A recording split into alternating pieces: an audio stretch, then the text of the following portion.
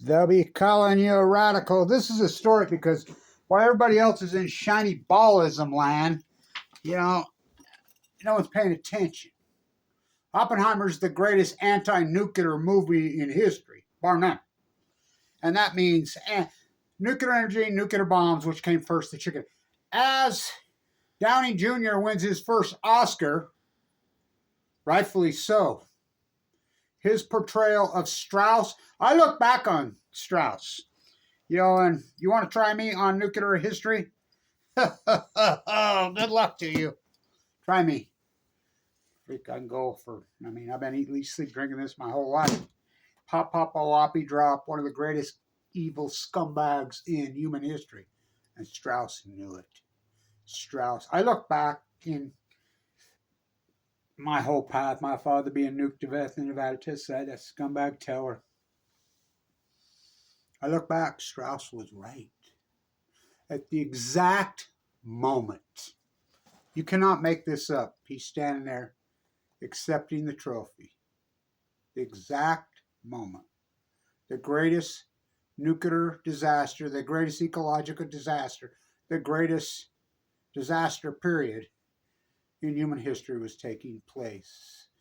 To the second, 13, that infamous number, 13 years to the moment. It was the 10th in California, that night, a couple hours before midnight.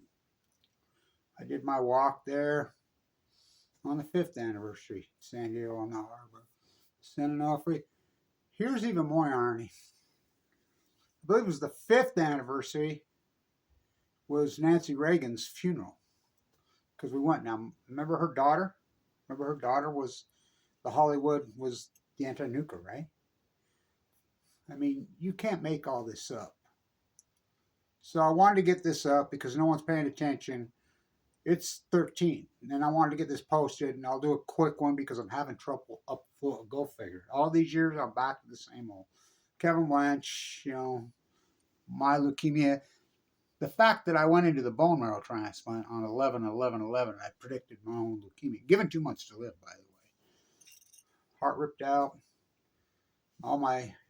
Just the greatest scientist since Semmelweis. Carlin died in 2012, God, Carlin would go crazy with this, wouldn't he? He was the man. So, I want to get this up. Our new little elementary school right here. On the one that's the name it the Herons. So, we're getting there. We're trying.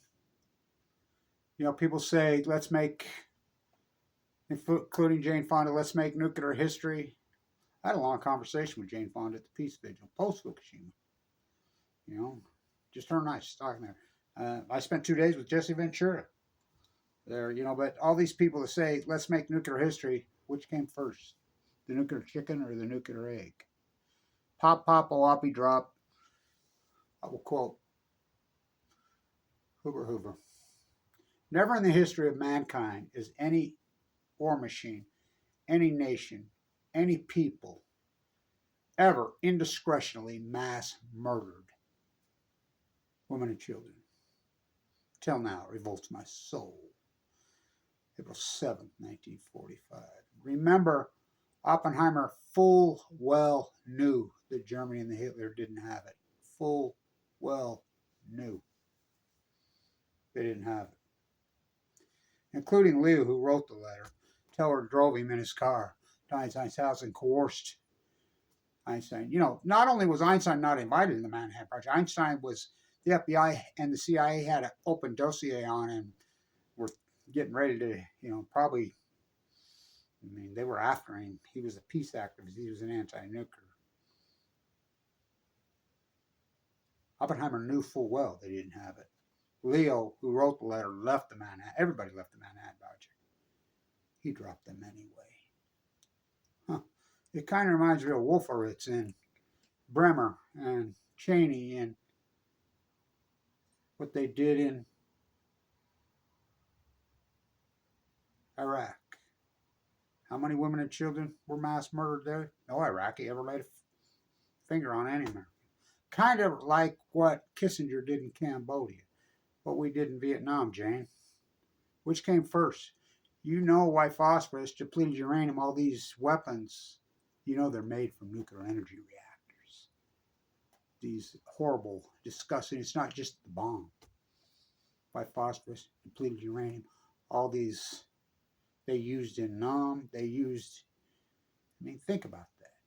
In the history of the world, even scumbag Putin, what that nightmare in Ukraine, they're not just indiscretionally mass murdering women and children. Now, what are they doing in Gaza? That's not war. What they did in Cambodia, that's not war. What they did in Hiroshima and Nagasaki, that's not war. That's not war. Rightfully so, he won the Oscar. That movie's masterful. And trust me, I know. Try me.